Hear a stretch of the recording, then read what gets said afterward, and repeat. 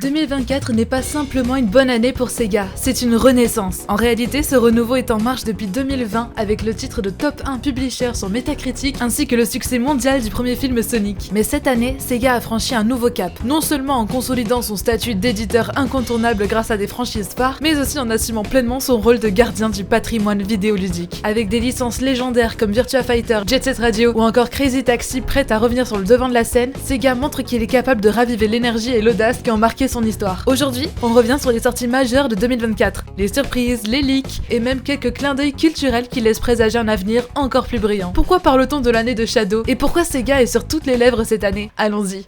Commençons par les titres qui ont déjà marqué cette année. L'éditeur a frappé fort avec des jeux qui mélangent nostalgie et innovation. L'année 2024 a débuté en force avec la sortie de Yakuza Like a Dragon Infinite Wealth en janvier. Suite de Like a Dragon qui était déjà excellent, ce jeu a tout de suite captivé les fans de la série avec son histoire toujours aussi immersive et son gameplay rafraîchi. Reprenant les bases des Yakuza en sauce RPG, ces nouveaux ajouts comme des mini-jeux encore plus fous et des combats qui utilisent la puissance des consoles de nouvelle génération ont transformé Infinite Wealth en une véritable référence du RPG d'action pour cette année, solidifiant clairement la place de Yakuza parmi les franchises phares de Sega, bien que ce n'était plus à prouver. Un autre hit de cette année, c'est bien sûr Persona 3 Reload, le remake du JRPG culte d'Atlus. Avec des graphismes modernisés et des améliorations significatives de gameplay, ce remake a permis de redécouvrir une histoire puissante et des personnages inoubliables. Reload a fait découvrir le monde de Persona 3 à une nouvelle génération. Et bien sûr, la touche unique de Sega et d'Atlus en matière de narration et de personnages a encore une fois ses mouches. En plus de Persona, Sega et Atlus ont sorti un autre titre attendu en 2024, Shin Megami Tensei 5 Vengeance. Une édition définitive du titre qui enrichit l'univers de SMT tout en introduisant des mécaniques de combat, des fonctionnalités moins punitives, en gardant sa difficulté et plus de détails dans sa narration, contentant les fans de JRPG exigeants. Les fans de jeux d'arcade ont également été gâtés avec Super Monkey Ball Banana Rumble, exclusif à la Switch. Ce jeu ramène les boules colorées et les défis amusants de Monkey Ball pour une expérience purement fun et accessible. Même s'il est limité à la Switch, il a eu un impact notable en raison de sa jouabilité addictive et de ses niveaux inventifs. Est-ce qu'on en parle? Allez. Même les grandes années ont parfois leurs petits échecs et Sega n'a pas fait exception. Cette année, Demon Slayer Sweep the Board a malheureusement déçu les attentes des fans. Bien que fidèle à l'univers visuellement, ce party game a été critiqué pour son manque de profondeur et des mécaniques répétitives qui peinent à captiver sur la durée. Un accueil tiède qui contraste avec les autres succès de Sega cette année, mais cet échec mineur n'a en rien entamé la force globale de leur line-up en 2024. Voilà un jeu qui a fait exploser les attentes des fans. Ce titre revisite le concept du classique Sonic Generation en le centrant sur l'iconique Shadow, avec des mécaniques de gameplay rafraîchies. Sonic et Shadow s'unissent pour affronter une menace qui mêle passé, présent et futur dans un jeu qui combine des niveaux inspirés des classiques 2D et des séquences modernes en 3D. Ce jeu, avec ses niveaux variés et son gameplay nerveux, est un véritable hommage à l'héritage de Sonic tout en mettant Shadow sous le feu des projecteurs. Avec des ventes impressionnantes et un accueil critique très positif, Sonic X Shadow Generation est clairement l'un des temps forts de l'année. Un succès travaillé avec le lancement d'une mini-série animée sur YouTube intitulée Sonic X Shadow Generation Dark Beginnings. Composée de 3 épisodes d'environ 5 minutes chacun, cette série explore les origines de l'alliance entre Sonic et Shadow. Les épisodes sont une plongée dans le passé mystérieux de Shadow, dévoilant des événements qui se situent entre Sonic Adventure 2 et les récents jeux de la saga. Ils enrichissent l'histoire du jeu tout en donnant aux fans un contenu de qualité avec des animations fluides et un style visuel fidèle à l'univers de Sonic. Ces courts-métrages ne sont pas qu'un bonus esthétique, ils jouent un rôle clé dans la stratégie de Sega pour captiver les fans sur plusieurs fronts. Avec leur diffusion gratuite sur YouTube, ils permettent d'attirer un public plus large, y compris ceux qui n'auraient pas encore acheté le jeu. La série a aussi généré de nombreuses discussions sur les réseaux sociaux, boostant l'engagement des fans autour de Sonic X Shadow Generation. Ok, pause. Ce jeu il me tient vraiment à cœur, donc je suis trop contente d'en parler. Un jeu qui pourrait être l'apothéose de cette année Sega, c'est bien Métaphore Refantasio. Développé par les créateurs de Persona, Métaphore nous plonge dans un univers fantastique, riche et mystérieux. Bien que son système de jeu s'inspire fortement des mécaniques éprouvées de Persona et Shin Megami Tensei, il les enrichit dans un cadre original, porté par une direction artistique somptueuse et une ambiance unique. Ce titre est déjà pressenti par beaucoup comme un sérieux candidat au titre de Game of the Year. En fait, depuis que j'ai écrit ce script, le jeu a déjà reçu sa nomination au Game Awards 2024 et bien entendu je le soutiens de toutes mes forces. Si les attentes sont comblées, Sega aura marqué l'année avec ce chef-d'œuvre. Personnellement, ce jeu c'est mon coup de cœur 2024 et pour moi il mérite amplement de gagner quelques récompenses. Sega, c'est Sonic. Et cette année, franchement, ils ont pas fait les choses à moitié. Entre collabs improbables, un Sonic 3 ultra attendu qui débarque en décembre et une tonne de nouveautés, on peut dire que Sega a mis le turbo sur sa mascotte. Mais attendez, Sonic 3, c'est pas juste une suite comme ça. Non, c'est un nouveau chapitre qui pourrait redéfinir la franchise au cinéma. Bon, parlons de l'évidence. 2024, c'est clairement l'année de Shadow. Avec Sonic et Shadow Génération, l'anime qui le précède, le film qui arrive pile après, et la hype autour du personnage, Shadow est partout et franchement, on adore. Après le carton des 2 premiers films, cette nouvelle aventure ciné promet d'envoyer du lourd avec l'introduction de ce rival badass. Shadow, c'est pas juste l'antagoniste edgy, c'est le perso qui apporte une touche plus mature à l'univers de Sonic. Et dans le délire Shadow, impossible de passer à côté de la collab Sonic X DC. Non mais sérieux, qui aurait parié sur ça? Voir Shadow en mode Batman ou Sonic en Flash, c'était tellement random mais tellement stylé. Twitter a explosé avec des mèmes et des fanarts dans tous les sens. Même si c'était juste une collab, ça montre que Sega sait vraiment jouer avec ses licences pour nous surprendre.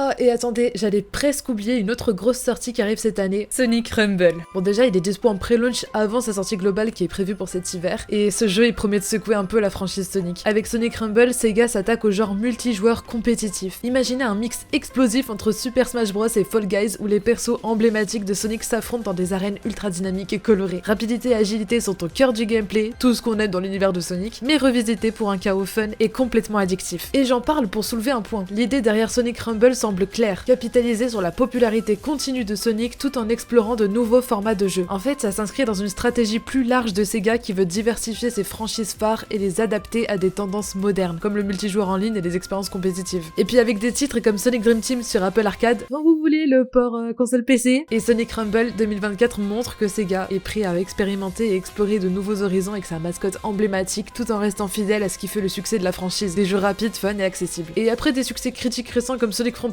cette audace pourrait bien continuer à payer. Mais bon, cette année, elle va pas se limiter au succès actuel. C'est aussi une année où Sega a ravivé l'audace et la créativité qui ont défini l'ère Dreamcast. Jet Set Radio, Crazy Taxi, ces noms résonnent comme un écho des années 2000, mais Sega les ramène sous une nouvelle forme. Selon les insiders, ces jeux seront adaptés à l'ère moderne avec des éléments live service comme des Battle Pass et des modes compétitifs. Imaginez un Crazy Taxi où vous rivalisez contre d'autres joueurs en temps réel, ou un Jet Set Radio où vous pouvez taguer des murs tout en évitant vos adversaires, où vous cherchez à avoir le plus de terrain possible, un petit peu à la Splatoon. Ces 2 concepts-là ont, je pense, énormément de potentiel au vu des tendances gaming du moment. Bon là, je parle juste de JSR et de Crazy Taxi, mais il y a aussi Streets of Rage et Golden Axe, et on pourrait imaginer une nouvelle vision de ces classiques qui ravirait les fans de beat'em up, où ils seraient réimaginés en 3D, en gardant l'essence même de ces franchises. Et bien sûr, Sega n'a pas oublié les amateurs de jeux de combat. Lors d'une récente interview, Justin Scarpone, directeur de la section transmédia chez Sega, a confirmé que le développement d'un nouveau Virtua Fighter est en cours. Une information qui excite les fans de cette franchise légendaire et qui marque une étape importante dans le renouveau des licences historiques de Sega. Bien que la franchise ait été en sommeil sur console de salon, elle n'a jamais vraiment disparu. En 2023, Sega avait lancé une version en ligne de Virtua Fighter Free Team Battle dans les salles d'arcade japonaises, permettant aux fans de redécouvrir ce classique avec des fonctionnalités modernes. Cet effort prouve que Sega continue de tester le potentiel de Virtua Fighter et prépare soigneusement son grand retour. D'ailleurs, il y a cette nouvelle qui est tombée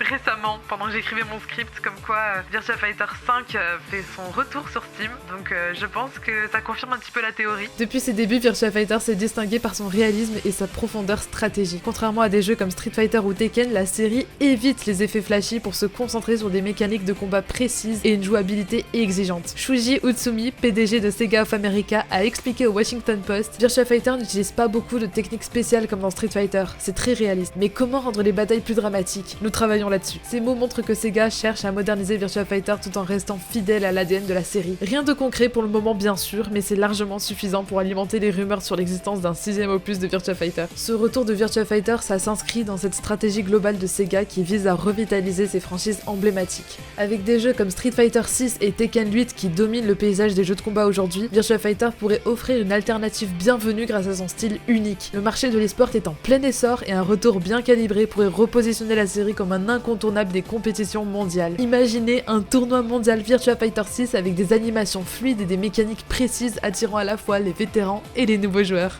Le lien entre Virtua Fighter et d'autres licences comme Jet Set Radio, ça montre que Sega ne se contente pas de revivre ses gloires passées. Il s'agit de réimaginer ces séries pour les adapter à une époque où la compétition et la nostalgie peuvent coexister. On reste dans les surprises avec une petite parenthèse sur Space Channel 5. Le 30 octobre dernier, Kim Petras, icône de l'hyperpop, a posté une photo d'elle en cosplay d'Oulala sur Instagram avec la légende Stay Tuned. Alors, costume d'Halloween ou teasing pour un projet à venir? Je ne vois personne en parler, mais je peux pas m'empêcher de me demander s'il s'agit pas là d'un clin d'œil à un éventuel retour de cette franchise culte. Est-ce que Sega pourrait capitaliser sur cet engouement pour annoncer quelque chose prochainement ou rien à voir? Aucune idée. Et je pense aussi ça à cause du point suivant que je vais aborder. Les délistes Steam, une stratégie pour préparer le terrain. Ce n'est pas moins de 74 jeux classiques comme Jet Set Radio, Golden Axe et même Crazy Taxi qui sont sur le point d'être retirés des principales plateformes de vente dont Steam, Xbox, PlayStation et la Switch à partir du 6 décembre 2024. Mais à quoi peuvent bien correspondre ces suppressions soudaines? Sega a déjà utilisé cette méthode dans le passé. En septembre dernier, Sonic Generation a été discrètement retiré de Steam, puis à peine un mois plus tard, le très attendu Sonic Shadow Generation sortait. De manière similaire, on avait Rockstar qui avait retiré les versions classiques de GTA 3, Vice City et San Andreas avant de sortir la Definitive Edition par exemple. Les insides sur des projets comme le reboot Jet Set Radio en free-to-play et un remake fidèle au titre original corroborent cette hypothèse. De même, des franchises comme Golden Axe et Shinobi, liées à des adaptations en film ou série, pourraient bénéficier d'un coup de projecteur à travers ces initiatives. Mais pour les autres jeux, c'est encore très mystérieux. Enfin, 2024, c'est pas seulement une grande année pour Sega, c'est aussi une préparation pour l'avenir, et 2025 semble super prometteur. Après les succès de 2 Points, un nouveau jeu s'ajoute à la famille, 2 Points Museum, un tycoon où on gère un musée. Il y a cette news sur Alien Isolation. Faut vraiment que je la résume, mais il y a cette news qui est tombée sur Alien Isolation. Demon Slayer The Hinokami Chronicles 2, très attendu par les fans. Bien sûr, Like a Dragon Pirate Yakuza in Hawaii, où on incarne Goro Majima, qui aura son propre jeu donc, et qui s'annonce aussi déjanté que les opus précédents. Mais bref, je vais pas en parler plus que ça dans cette vidéo, c'était histoire de dire qu'il y a de beaux projets qui arrivent dans l'écurie Sega et que c'est une affaire à suivre. Maintenant, en passant au plus croustillant. Parmi les trademarks déposés cette année, on trouve des noms vraiment intrigants comme Sonic Spin Battle et Sonic Jump, laissant penser que de nouveaux jeux Sonic sont dans les tuyaux. Quand un trademark est déposé, on peut être à peu près sûr que le projet est à un stade assez avancé pour se le permettre. Et que dire des rumeurs autour d'une collaboration Sega et Fortnite? Imaginez voir des personnages de Persona, Yakuza, Jet Set Radio qui débarquent dans l'univers de Fortnite. Comme quoi Sega veut vraiment rester dans l'air du temps. Avec la Switch 2 qui est prévue pour 2025, Sega semble prêt à accompagner cette nouvelle console avec des titres ambitieux. Les rumeurs d'un remaster de Sonic Heroes ou même d'un nouveau titre Shinobi sont alléchantes et pourraient bien positionner Sega comme un acteur clé de cette nouvelle génération. En bref, 2024, ça restera une année légendaire pour Sega, avec des succès critiques et commerciaux, le retour des franchises cultes et des annonces ambitieuses pour l'avenir. Sega montre qu'il est là pour durer. Car soyons honnêtes, pendant des années, Sega c'était un peu comme cette vieille rockstar qu'on admire pour son passé, mais qu'on prend plus au sérieux aujourd'hui. La Dreamcast, mythique pour ses jeux et pour sa puissance. Sonic, une légende. Mais après ça, franchement, qui s'attendait encore à un comeback? Sauf que voilà, 2024 c'est l'année où Sega a décidé de tout exploser. Et oui, cette vieille rockstar vient de sortir un album qui claque tellement qu'on a tous envie d'être dans son fan club. Prenez Métaphore Refantasio par exemple. Ce jeu c'est un événement. Avec une nomination au Game Awards 2024, il a marqué les esprits et je pourrais en faire un sujet dédié pour expliquer à quel point ce jeu m'a apaisé et combien il m'a réconcilié avec le jeu vidéo. Et que dire des fans de Yakuza? Avec l'arrivée de la série sur le Game Pass, Sega prouve qu'il maîtrise l'art de rendre ses jeux accessibles à une nouvelle génération tout en satisfaisant ses fans historiques. Une stratégie parfaitement calibrée pour toucher tous les publics. Bon, on va reparler un petit instant du petit bémol sur Demon Slayer. Si on doit être honnête, c'est pas un raté monumental, mais disons que ça n'a pas brillé comme le reste du catalogue de cette année. Avec son nombre limité de maps pour son prix, il n'a pas réussi à marquer autant les esprits que les autres titres de Sega. Pourtant, il a trouvé son public et ceux qui l'ont acheté semblent en avoir apprécié l'expérience. Cela dit, dans une année où Sega a multiplié les coups de maître, ce jeu moyen casse un peu le rythme. Mais c'est aussi une preuve que Sega est prêt à tenter des choses, même si le résultat n'est pas toujours à la hauteur de leurs ambitions. Ce genre de projet, c'est important parce que c'est exactement le genre de leçon d'humilité qu'on veut voir. 2024, c'est pas juste une année de plus, c'est l'année de Sega. Une année où ils ont compris comment allier tradition et innovation. Une année où les fans sont rois, où les projets sont bien pensés et où Sega frappe sur tous les fronts. Jeux, films, animés. C'est l'année où Sega retrouve sa place parmi les géants. En clair, si vous êtes fan de Sega, 2024 c'est votre année. Et si vous l'êtes pas encore, il est temps de rejoindre les Cool Kids.